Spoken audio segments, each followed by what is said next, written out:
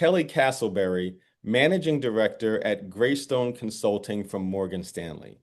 You are a finalist in the Lifetime Achievement Award category of the 20th Annual Invest in Others Awards. Which charitable initiatives are you most actively involved with, and why have you chosen to support those initiatives? Thank you, Chris. And it's very humbling. I've been in investment business for about 36 years now. And when I was a young rookie here in our Charleston, West Virginia office, one of the older guys, one of my mentors in the office, looked at me and said, they called me my initials, KC. He said, KC, if you're going to be a member of this office, you need to get involved in the community. And if you want to get in the community involved in the community, I've got just the idea for you. So he said, come with me. And I didn't know where I was going. I put my suit jacket on and we went to a lunch meeting that ended up becoming a fundraiser for the Boy Scouts. So that was my first entree into charitable activities in the community. From that, it led me to several other organizations. I ended up serving on the Boy Scout board for many years and served at one time, I think I was on as many as 11 boards. I was on the board of a hospital foundation where I chaired that board for a number of years. I chaired several fundraising committees. I'm currently still on about three boards or so. I'm president of Fellowship of Christian Athletes for the state of West Virginia. I'm still on a few other boards. But the one that probably over the life of my career that I've spent the most time with is an organization called the Childhood Language Center. And it's kind of interesting how I got started there. Um, they originally got their start in 1989 and they received their charter and they organized through another professional organization to give treatment to kids with speech and hearing disorders. And the arrangement wasn't going as well as it should. They weren't raising the money that they should, and they also weren't treating the number of kids that they should. So they terminated that arrangement in 1991. And in about 1992 or 1993, a couple of the guys that are here, like leaders in our Charleston, West Virginia community, came to me and said, Kelly, we're going to get this organization started again. And we'd like your help in terms of writing an investment policy statement and managing the money and so on. So I kind of got started with the Child and Language Center more as a professional financial advisor than as a volunteer.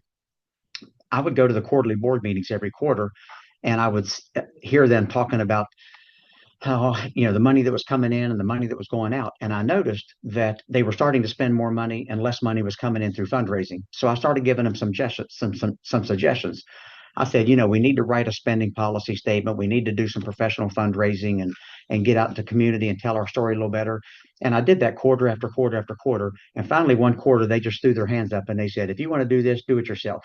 So I took it upon myself to go to a local attorney, get the bylaws changed, to bring in new people on the board.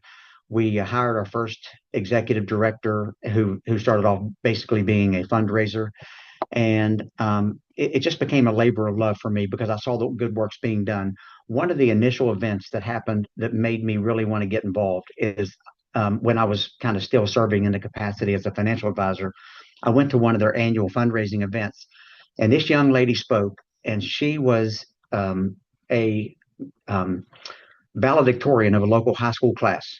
And she told the story about how when she was in middle school, her grades started slipping. And what happened was the teacher, of course, would turn her back on the class and talk facing the blackboard with all the class behind her.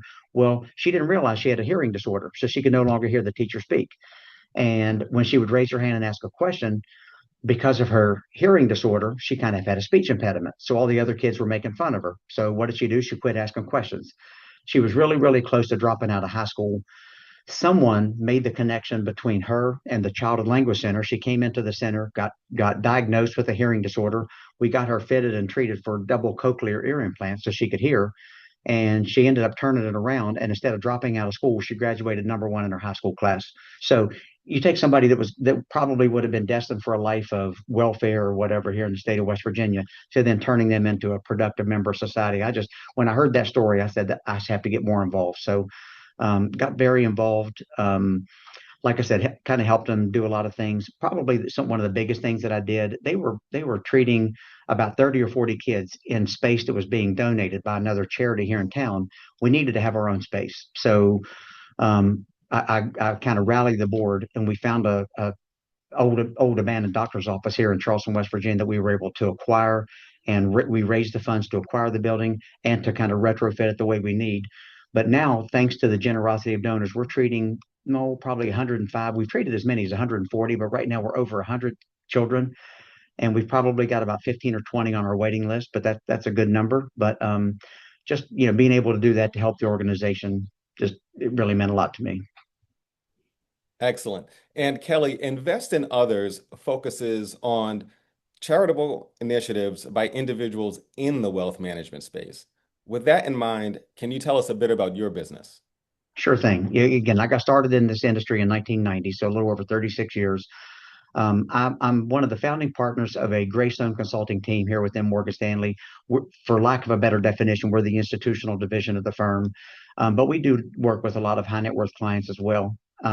And you know, my team gives me a hard time because of all the work that I do in the community, and especially with all these charities. And I'm always kind of getting into their checkbooks.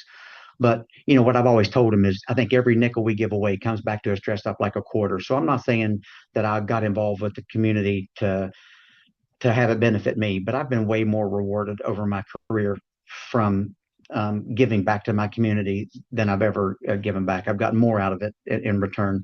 But my practice, we started our team in 2006 with three other advisors, and we had three support staffs. We had a team of seven at the time. Now we've got have a team of 15. Two of the original partners have retired. Two are still here. And we have, again, 13 more people on our team in addition to ourselves. We consult on about a little over $7 billion, and we've just been very blessed. Kelly, thank you very much for your time. All right, thank you.